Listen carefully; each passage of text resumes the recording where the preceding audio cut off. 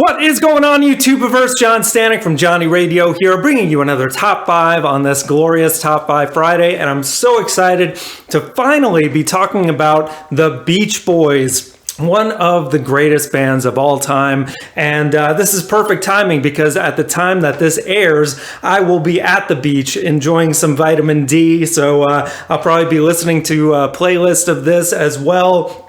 And yeah, so guys, let's get right to it. This was very hard to whittle down, but I think I did it. So at number 5... Wouldn't it be nice if we were older than we would? Wouldn't It Be Nice? The opening track from the 1966 masterpiece, Pet Sounds. This starts that album so perfectly, that little arpeggiated thing, which I'm not even sure what that sound is. With Brian Wilson, you never know. It could be somebody playing a plastic cup, which sometimes is the case on some other albums. But yeah, just beautiful when it kicks in with that drum, and then wouldn't it be nice to stay together? Man, and it's just such a beautiful song because it's got this childhood innocence to it about, these kids saying, wouldn't it be nice to get old together and be able to do all these things that adults do, but it's never done in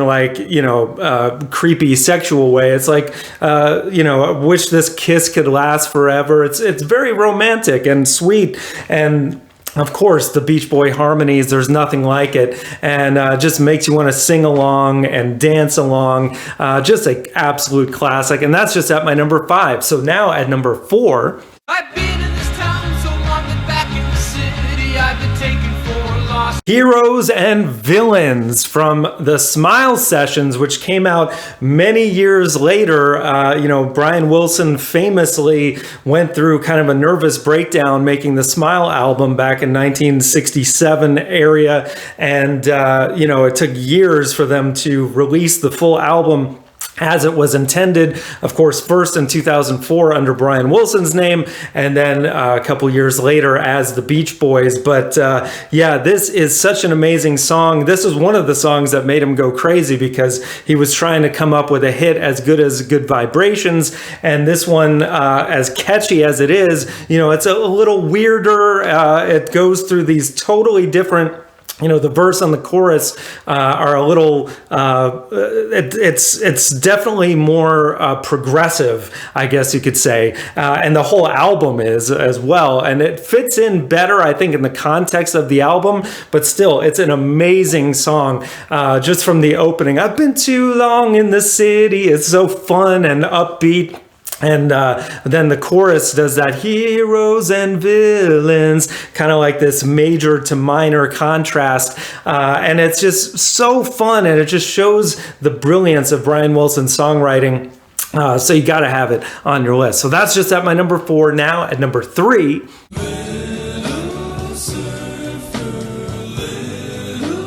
Surfer Girl, off of the album of that title from 1963. This is the opening track, and I think just one of their best ballads. And they have so many great ones, but my gosh, the harmonies are just incredible on here. And you can tell they were heavily influenced by their forefathers like the Everly Brothers and the Five Freshmen.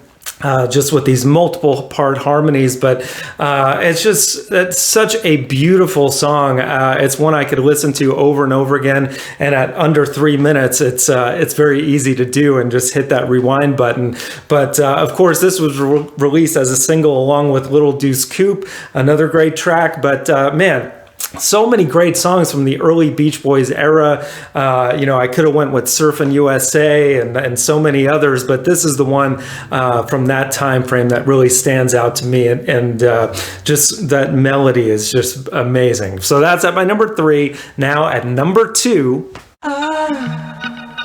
I love the colorful clothes you wear. Good Vibrations, had to have this one. Huge hit single at the end of 1966, going into 67, would end up ultimately on the Smile Sessions, which in my opinion is a better album overall than Pet Sounds. I think it's the best Beach Boys album, kind of the album that never was until it eventually did happen. And if you haven't heard it, please check it out in its entirety. It is just magnificent. But this ends off the album in such a fun and uplifting way. You just love, the song right away with that, I like the, and, it's with that just kind of piano. Again, the instrumentation, you can never quite figure out exactly what it is. I know there's like a theremin at the end of this song as well, some really weird stuff thrown in there, but it makes it so individually the Beach Boys, and it just has a universal appeal. That chorus, good, good, good vibrations, and then of course the ending when it slows down and gotta keep those good vibrations going. I mean, it's just a classic. You gotta have it on your list, and that's just my number 2. So now at number 1, I may not always love you, but long as there God Only Knows. It had to be this one, right? From Pet Sounds. Just, I think their greatest song, one of the greatest songs of all time. It's just, however this melody came to the mind of Brian Wilson, it's just one of the most gorgeous, and it just keeps enveloping as it goes. And of course, Carl Wilson sings the main vocal line on this, but of course the Beach Boy harmonies are just incredible, and the sentiment of this song, I may not always love you, but long as there are stars above you, you never need to doubt it.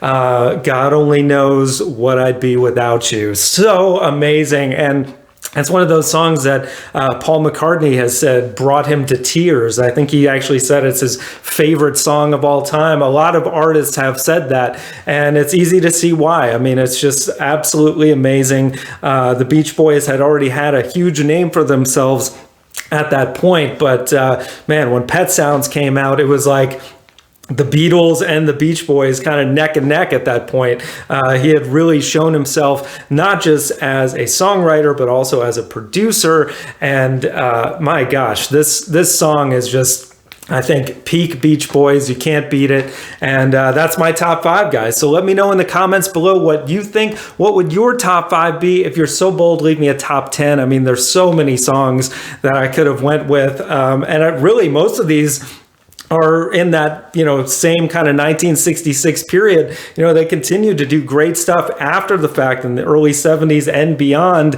Hey, I even love Kokomo. Okay, I thought about putting that on the list, but these are the true classics in my mind. So guys, thanks so much for watching. We got top 5s every Friday, album reviews, countdowns, and so much more. Thank you for watching, and as always, Viva La Vinyl. So guys, thanks so much for watching. Please like, subscribe, and be sure to ring the bell for notifications so you can always see great quality content like you're seeing on the screen right now. Thank you so much for supporting Johnny Radio, and I'll see you soon.